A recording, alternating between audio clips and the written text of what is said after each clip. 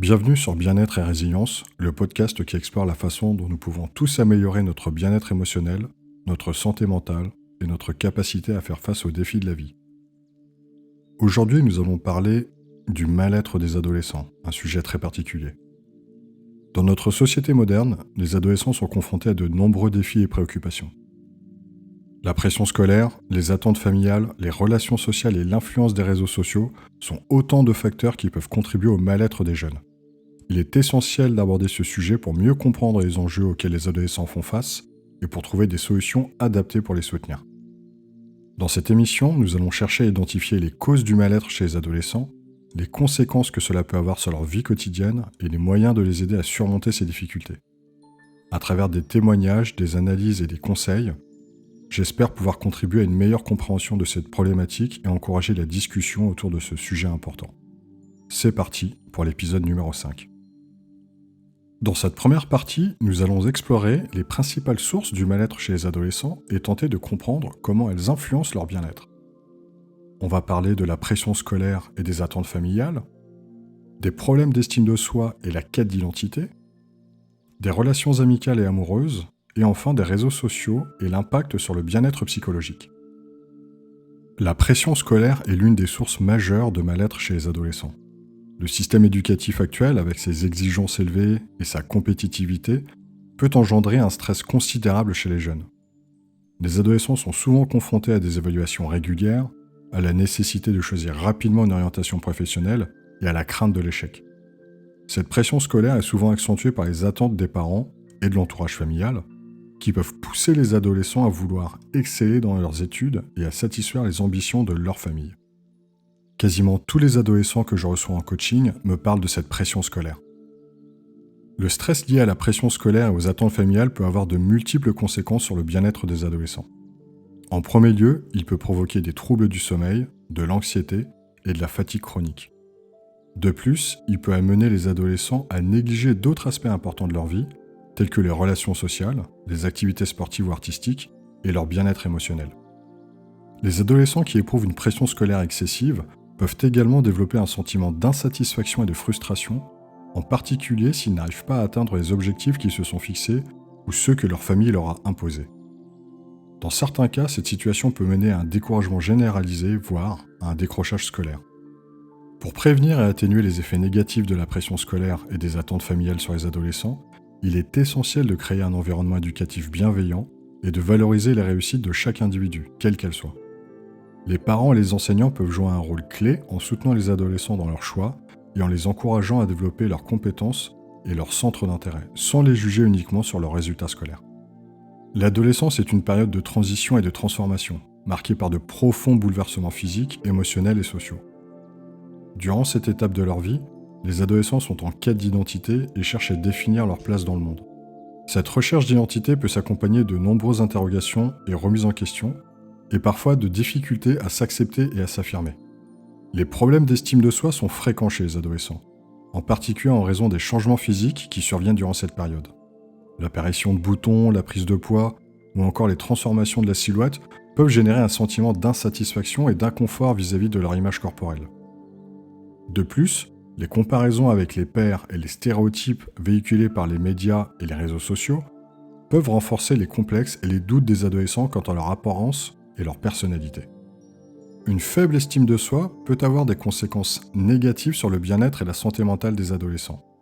Les jeunes qui souffrent de problèmes d'estime de soi ont tendance à se dévaloriser et à se critiquer constamment, ce qui peut les amener à développer des troubles anxieux, dépressifs ou encore à adopter des comportements à risque. Pour aider les adolescents à construire une estime de soi positive et à surmonter les défis de la quête d'identité, il est important de les encourager à exprimer leurs émotions, à partager leurs préoccupations et à s'ouvrir aux autres. Les parents, les enseignants et les professionnels de santé peuvent jouer un rôle clé en offrant un soutien et un accompagnement bienveillant, en valorisant les talents et les compétences de chaque adolescent et en les aidant à développer une image de soi réaliste et équilibrée. Les relations sociales jouent un rôle central dans la vie des adolescents et sont essentielles à leur épanouissement.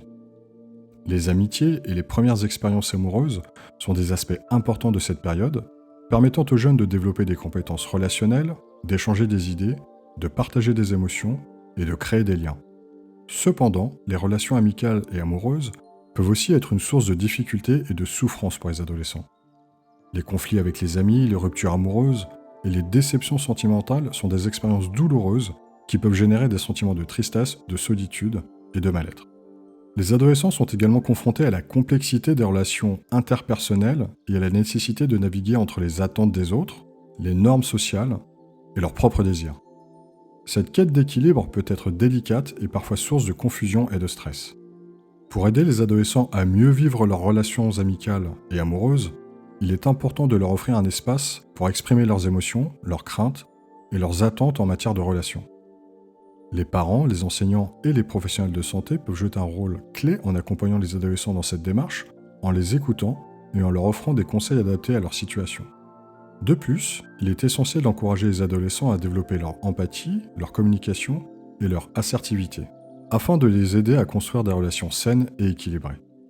L'éducation à la vie affective et relationnelle, ainsi que les programmes de prévention des violences et du harcèlement, sont autant d'initiatives qui peuvent contribuer à favoriser le bien-être des adolescents dans leurs relations amicales et amoureuses.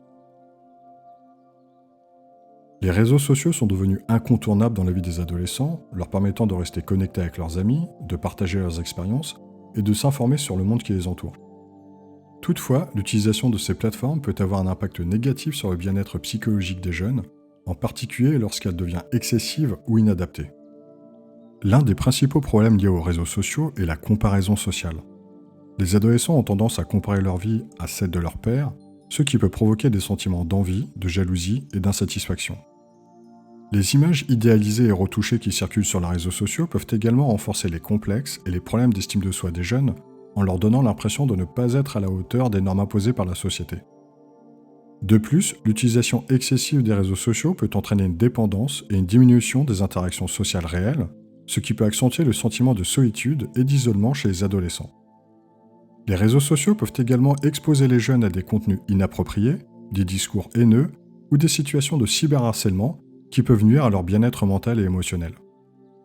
Pour limiter les effets négatifs des réseaux sociaux sur le bien-être psychologique des adolescents, il est important d'encourager une utilisation responsable et modérée de ces plateformes. Les parents, les enseignants et les professionnels de santé peuvent jouer un rôle clé en sensibilisant les adolescents aux risques liés aux réseaux sociaux et en leur donnant des conseils pour protéger leur vie privée et leur santé mentale en ligne. Il est également essentiel de promouvoir des activités alternatives qui permettent aux adolescents de se déconnecter des écrans et de se reconnecter avec eux-mêmes et avec les autres, tels que le sport, les arts, la méditation ou encore les activités en plein air. En diversifiant leurs centres d'intérêt et leurs expériences, les adolescents seront mieux armés pour faire face aux défis de la vie numérique et préserver leur bien-être psychologique. Le mal-être chez les adolescents peut avoir de nombreuses conséquences sur leur santé mentale et physique, ainsi que sur leur parcours scolaire et leur qualité de vie. Quelques-unes des conséquences les plus courantes du mal-être chez les jeunes sont les troubles du comportement alimentaire, la dépression et l'anxiété, la consommation d'alcool et de drogue, et les risques de décrochage scolaire. Les troubles du comportement alimentaire sont des problèmes de santé mentale caractérisés par des perturbations persistantes et graves dans les habitudes alimentaires et le rapport à la nourriture. Le mal-être chez les adolescents peut les rendre plus vulnérables à ces troubles, notamment en raison de problèmes d'estime de soi, de difficultés émotionnelles ou d'un besoin de contrôle. Parmi les troubles du comportement alimentaire les plus courants chez les adolescents, on retrouve l'anorexie, la boulimie et l'hyperphagie boulimique. L'anorexie est caractérisée par une restriction alimentaire sévère, une peur intense de prendre du poids et une perception déformée de son propre corps. La boulimie se manifeste par des épisodes de consommation excessive de nourriture, suivis de comportements compensatoires, tels que les vomissements provoqués, l'utilisation de laxatifs ou la pratique excessive d'exercice physique. L'hyperphagie boulimique est marquée par des épisodes récurrents d'ingestion excessive de nourriture sans comportement compensatoire. Les conséquences des troubles du comportement alimentaire sur la santé physique et mentale des adolescents peuvent être graves. Les complications physiques varient selon les types de troubles et peuvent inclure la malnutrition, les problèmes cardiaques, les troubles gastro-intestinaux, les déséquilibres électrolytiques et les problèmes de croissance et de développement. Sur le plan psychologique, les troubles du comportement alimentaire sont souvent associés à une détresse émotionnelle, des troubles de l'humeur, de l'anxiété et un isolement social. La prise en charge des troubles du comportement alimentaire chez les adolescents nécessite une approche multidisciplinaire, impliquant généralement des professionnels de la santé tels que des médecins, des psychologues, des psychiatres et des diététiciens. Le traitement vise à rétablir un poids et des habitudes alimentaires sains, à améliorer l'estime de soi et les compétences d'autogestion émotionnelle, ainsi qu'à prévenir les rechutes. Les parents et les proches ont également un rôle important à jouer dans le soutien et l'accompagnement des adolescents touchés par ces troubles. Le mal-être chez les adolescents peut favoriser l'apparition de troubles dépressifs et anxieux. La dépression est un trouble de l'humeur caractérisé par une tristesse persistante, une perte d'intérêt pour les activités habituelles, des changements d'appétit et de sommeil, des difficultés de concentration et parfois des pensées suicidaires. L'anxiété, quant à elle, se manifeste par une inquiétude excessive, une tension nerveuse, des problèmes de sommeil, une agitation et une difficulté à se détendre. Les adolescents souffrant de dépression ou d'anxiété peuvent rencontrer des difficultés dans divers aspects de leur vie quotidienne. Ils peuvent avoir du mal à se concentrer à l'école, à dormir suffisamment, à s'engager dans des activités sociales ou à prendre plaisir dans les activités qu'ils appréciaient auparavant. Ces troubles peuvent également nuire à leurs relations familiales, amicales et amoureuses. La prise en charge des troubles dépressifs et anxieux chez les adolescents implique généralement une approche combinée de thérapie psychologique et, si nécessaire, de médicaments.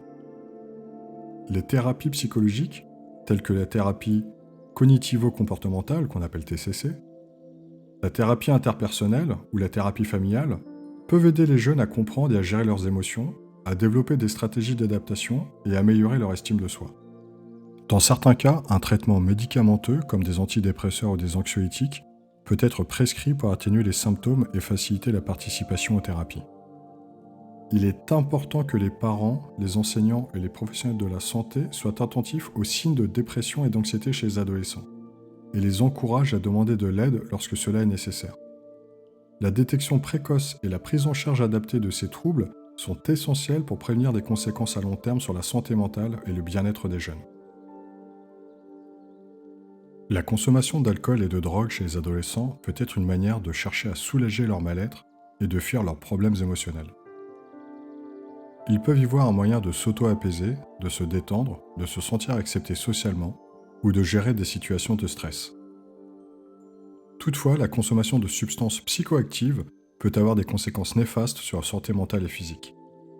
La consommation d'alcool et de drogue peut aggraver les troubles psychologiques existants, tels que la dépression et l'anxiété, ou en créer de nouveaux. Elle peut également augmenter le risque de dépendance, ce qui peut entraîner des problèmes de santé physique et mentale à long terme, tels que des troubles cognitifs, des maladies du foie ou des problèmes cardiovasculaires.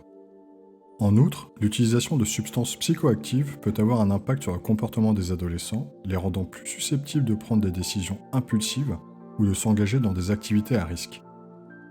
Cela peut inclure des comportements sexuels non protégés, la conduite sous l'influence de l'alcool ou de drogue, ou la participation à des actes de violence ou de délinquance. Ces comportements peuvent entraîner des conséquences sérieuses pour la santé et le bien-être des adolescents, ainsi que pour leur avenir. Il est essentiel de soutenir et d'informer les adolescents sur les risques liés à la consommation d'alcool et de drogue, et de les aider à développer des compétences de résistance à la pression sociale et des stratégies d'adaptation saines. Les parents, les enseignants et les professionnels de la santé ont un rôle crucial à jouer dans la prévention de la consommation d'alcool et de drogue chez les jeunes et dans l'accompagnement de ceux qui rencontrent des difficultés avec ces substances. Des programmes de prévention et d'éducation ciblés, ainsi que des interventions précoces et un soutien adapté, peuvent contribuer à réduire les risques associés à la consommation d'alcool et de drogue chez les adolescents. Le mal-être chez les adolescents peut avoir un impact négatif sur leur réussite scolaire et augmenter le risque de décrochage scolaire. Les jeunes en situation de mal-être peuvent éprouver des difficultés à se concentrer en classe, à rester motivés pour étudier et à participer activement à leur parcours éducatif. Ils peuvent également avoir des problèmes de gestion du temps, d'organisation et de respect des échéances, ce qui peut entraîner des retards dans les travaux et une baisse des résultats scolaires. Le décrochage scolaire peut avoir des conséquences durables sur la vie professionnelle et sociale des jeunes. Il peut limiter leur opportunité d'emploi et d'accès à des formations supérieures, augmenter le risque de chômage ou de travail précaire et réduire leur niveau de satisfaction et de bien-être général. il est crucial de mettre en place des dispositifs de soutien pour prévenir et combattre le décrochage scolaire chez les adolescents en situation de mal-être. Les établissements scolaires, les parents et les professionnels de la santé ont un rôle important à jouer dans la détection précoce des signes de mal-être et dans l'accompagnement des jeunes en difficulté. Parmi les interventions possibles, on peut citer par exemple le soutien académique, comme les cours de rattrapage, les ateliers de méthodologie ou les plans d'accompagnement personnalisés. On a aussi le soutien psychologique, tel que l'accès à des conseillers d'orientation, des psychologues scolaires ou des groupes de parole. L'implication des parents dans le suivi scolaire et la communication avec les enseignants et les professionnels de santé et les professionnels de l'éducation est quelque chose aussi de très important. Il y a aussi la mise en place de programmes de prévention et de sensibilisation au mal-être et au risque de décrochage scolaire. Et enfin, la création d'un environnement scolaire bienveillant et inclusif qui favorise le bien-être et la réussite de tous les élèves. En agissant de manière préventive et en proposant des solutions adaptées, il est possible de réduire les risques de décrochage scolaire et d'aider les adolescents en situation de mal-être à retrouver une trajectoire éducative positive et épanouissante. Suite aux différentes vidéos liées au bien-être et à la santé mentale que j'ai postées sur TikTok, j'ai reçu plusieurs témoignages de la part d'adolescents qui ont voulu partager leurs expériences personnelles. Ils m'ont parlé des défis qu'ils ont rencontrés, que ce soit à l'école ou à la maison, du mal-être qu'ils ont pu ressentir, mais aussi des stratégies qu'ils ont utilisées pour surmonter ces obstacles. Bien entendu, je ne veux pas utiliser leur vrai prénom, mais les âges sont les bons. On a Léa, on va l'appeler comme ça, qui a 17 ans, Maxime, 16 ans, Sarah, 18 ans, et enfin Julien, qui a 15 ans. Léa, 17 ans, est une lycéenne studieuse qui a longtemps été mise sous pression pour obtenir de bonnes notes et suivre la voie que ses parents souhaitaient pour elle. Comme beaucoup d'adolescents, elle a ressenti un stress constant et un mal-être lié à la pression scolaire et aux attentes familiales. Elle m'a raconté qu'elle a commencé à se sentir débordée et épuisée, à la fois physiquement et émotionnellement. Elle avait du mal à trouver du temps pour elle-même et à profiter de ses passions et de ses amitiés. C'est alors qu'elle a réalisé qu'elle devait trouver un équilibre entre ses études et sa vie personnelle pour préserver son bien-être. Pour y parvenir, Léa a décidé d'apprendre à gérer son stress de manière plus efficace. Elle a donc commencé par pratiquer la méditation et le yoga, deux activités qui l'ont aidée à se recentrer et à développer une meilleure maîtrise de ses émotions. Elle a également cherché des conseils auprès de ses professeurs et de professionnels pour améliorer ses méthodes de travail et mieux gérer son temps. En parallèle de ça, Léa a entamé un dialogue ouvert et honnête avec sa famille au sujet de ses ressentis et de ses aspirations. Elle leur a exprimé ses inquiétudes et ses désirs, et elle a expliqué qu'elle avait besoin de soutien pour trouver un équilibre entre ses études et sa vie personnelle. Ses parents ont été compréhensifs et l'ont encouragée à poursuivre ses passions et à prendre soin d'elle-même. Grâce à ces changements, Léa a réussi à trouver un équilibre entre ses études et sa vie personnelle. Elle continue d'exceller académiquement, tout en profitant de ses activités préférées et en passant du temps de qualité avec ses amis et sa famille.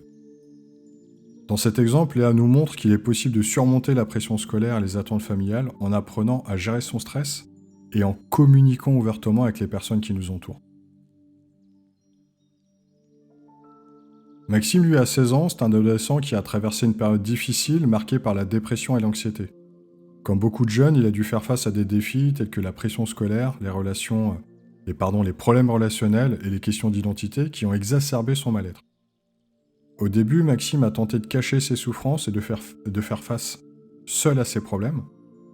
Cependant, son état s'est aggravé et il a commencé à ressentir des symptômes tels que l'insomnie, la perte d'appétit et une profonde tristesse. C'est à ce moment-là que ses parents ont remarqué que quelque chose n'allait pas et l'ont encouragé à consulter un psychologue. Grâce au soutien d'un professionnel, Maxime a entamé une thérapie cognitivo-comportementale, les TCC dont je parle souvent, pour l'aider à mieux comprendre et gérer ses émotions.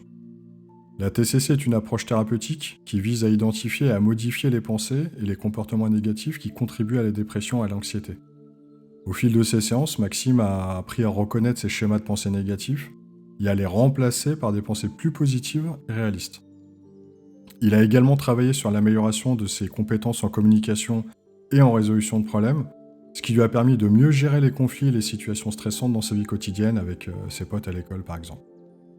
Par ailleurs, il a découvert des stratégies de relaxation comme la respiration profonde et la méditation qui l'ont aidé à apaiser son anxiété et à retrouver un état d'esprit plus serein. Aujourd'hui, Max considère qu'il est en voie de rétablissement et il se sent beaucoup mieux. Bien qu'il admette que la lutte contre la dépression et l'anxiété est un processus continu, il est reconnaissant d'avoir trouvé un soutien auprès d'un psychologue et d'avoir appris des outils précieux pour gérer ses émotions. Avec son témoignage, il nous montre qu'il est possible de surmonter la dépression et l'anxiété avec l'aide d'un professionnel et en adoptant des comportements et des stratégies adaptées pour prendre soin de sa santé mentale. Je vais vous partager le témoignage de Sarah. Donc Sarah a 18 ans, c'est une ado qui a longtemps lutté contre des problèmes d'estime de soi et des difficultés à s'accepter telle qu'elle est. Comme beaucoup de jeunes, Sarah a été confrontée à la quête d'identité et à la nécessité de trouver sa place dans le monde qui nous entoure. Au cours de son adolescence, Sarah a éprouvé des doutes et des insécurités concernant son apparence physique, ses compétences et sa personnalité. Ces pensées négatives ont affecté sa confiance en elle et l'ont empêchée de s'épanouir pleinement. Pour surmonter ces problèmes d'estime de soi, Sarah a commencé à s'engager dans des activités artistiques, comme la peinture et l'écriture. Ces activités lui ont permis de s'exprimer librement et de canaliser ses émotions de manière constructive. Elles lui ont également donné l'occasion de découvrir ses talents et de développer un sentiment d'accomplissement et de fierté en elle-même.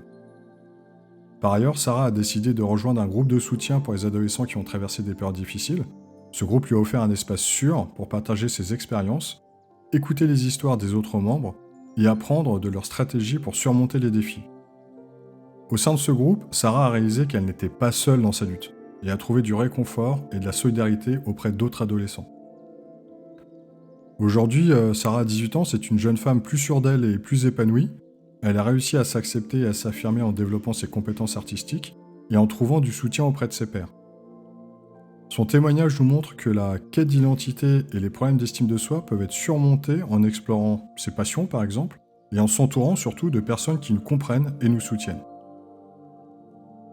Julien, c'est le plus jeune de ceux avec qui j'ai échangé. Il a 15 ans et c'est un ado qui a vécu une expérience difficile avec les réseaux sociaux et leur impact sur son bien-être psychologique.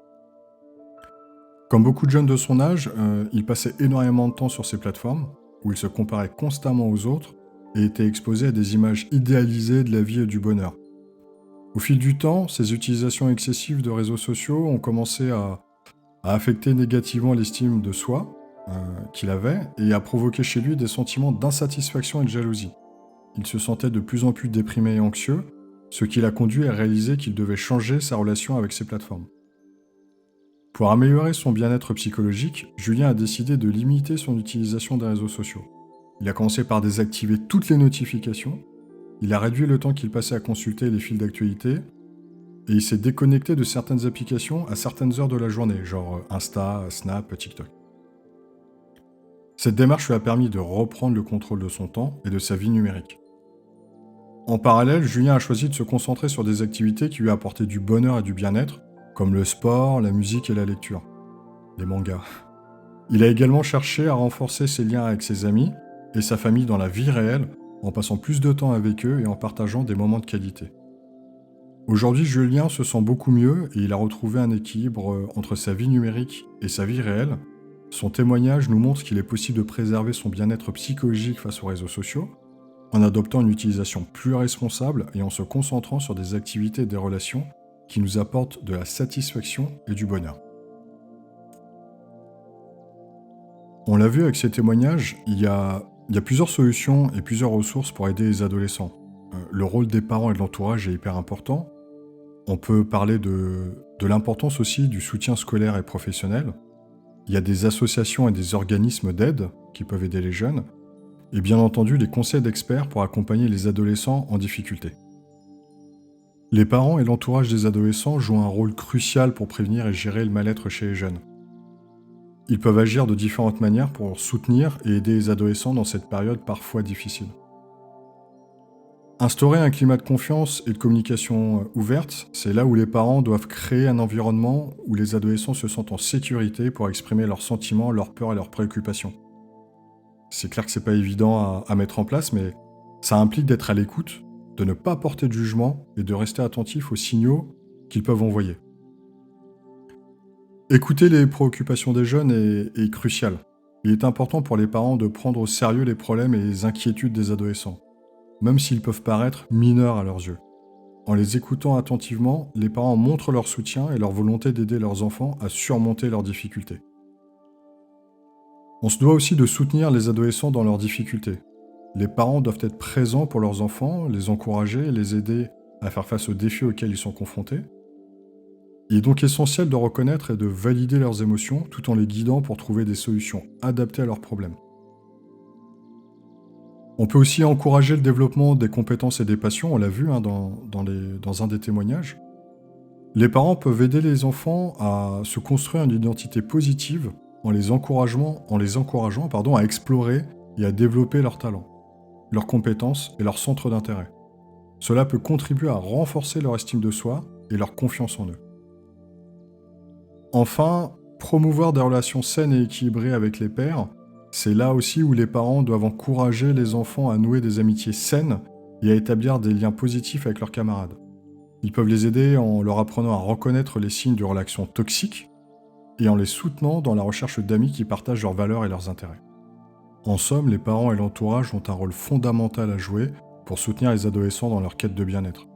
En instaurant un climat de confiance, en étant à l'écoute et en encourageant un développement personnel des jeunes, ils peuvent contribuer à prévenir et à atténuer le mal-être des adolescents. Les établissements scolaires et les professionnels de l'éducation ont un rôle aussi très crucial à jouer dans l'accompagnement des adolescents en difficulté. Ils peuvent contribuer à soutenir les jeunes et à promouvoir leur bien-être de plusieurs manières.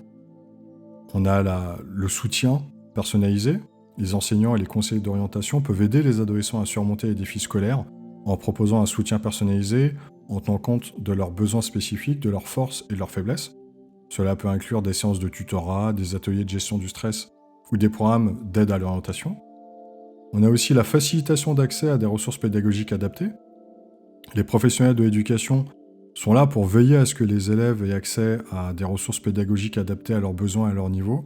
Cela peut inclure la mise à disposition de supports de cours adaptés, la création de groupes de travail en petit effectif, ou l'utilisation de méthodes pédagogiques différenciées. La promotion du bien-être au sein de l'école est pour moi quelque chose de fondamental. Les établissements scolaires doivent s'engager à créer un environnement propice au bien-être des élèves, en mettant en place des programmes de prévention et d'intervention en matière de santé mentale. Ça peut inclure des séances d'information sur les problématiques liées au mal-être, des ateliers de gestion des émotions, ou encore la mise en place d'un dispositif d'écoute et de soutien psychologique. Je pense que c'est important aussi de sensibiliser les enseignants aux problématiques de mal-être. Les professionnels de l'éducation doivent être formés aux problématiques liées au mal-être chez les adolescents afin de pouvoir repérer les signes avant-coureurs et d'intervenir de manière adaptée. Les enseignants doivent également être encouragés à adopter une attitude bienveillante et empathique avec leurs élèves. Et enfin, encourager l'implication des parents. Les établissements scolaires et les professionnels de l'éducation, ils devraient également travailler en étroite collaboration avec les parents afin de les impliquer dans le soutien et l'accompagnement de leurs enfants.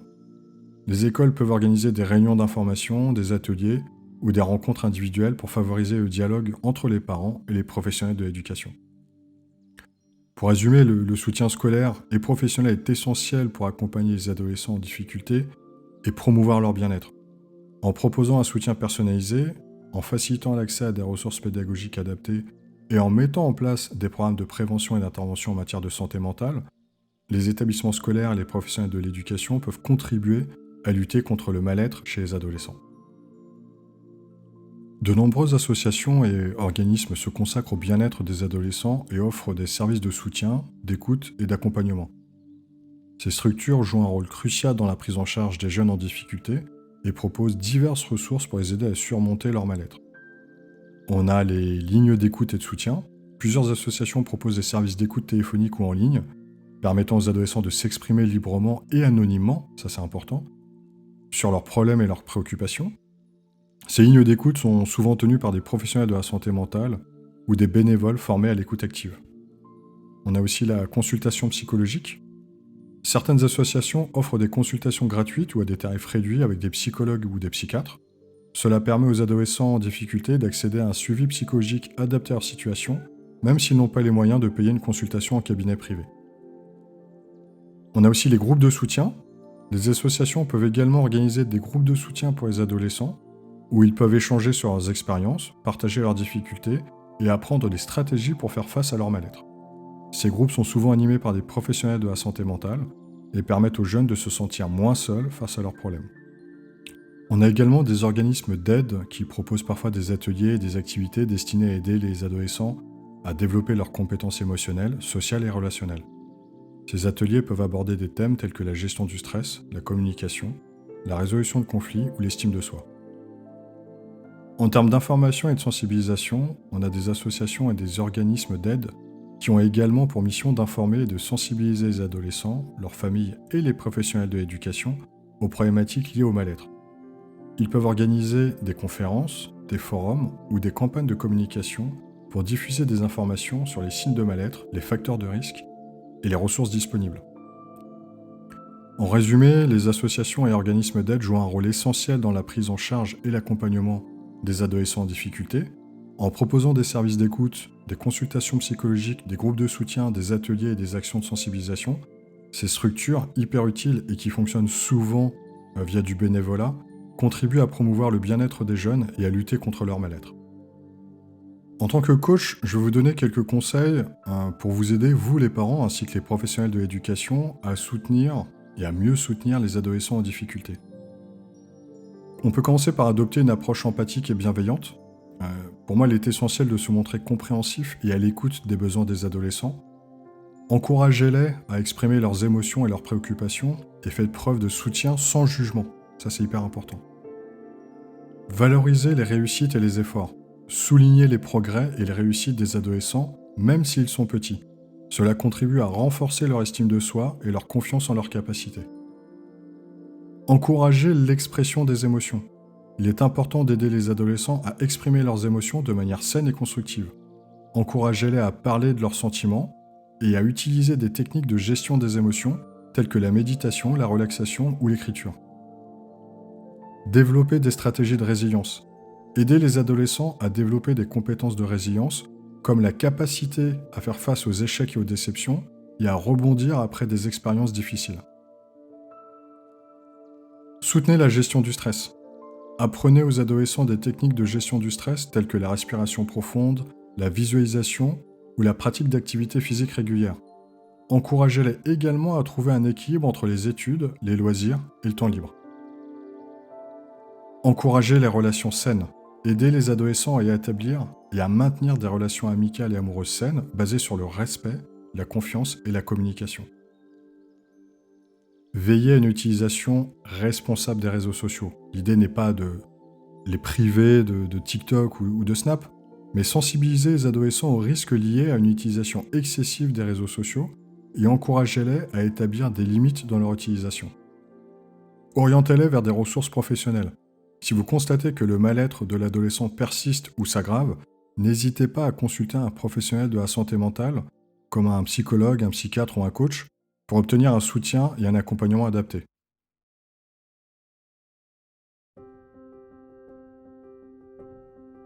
Nous voici arrivés à la fin de cet épisode consacré au mal-être des adolescents. Nous avons vu ensemble les différentes sources possibles de ce mal-être, les conséquences, mais aussi les solutions pour traverser cette épreuve et aller mieux. Je tiens d'ailleurs à remercier les jeunes qui ont partagé avec moi leurs expériences et la manière dont ils ont réussi à surmonter leur mal-être. Merci pour votre écoute. Si cet épisode vous a plu, je vous invite à le liker, à le partager et à me laisser un commentaire.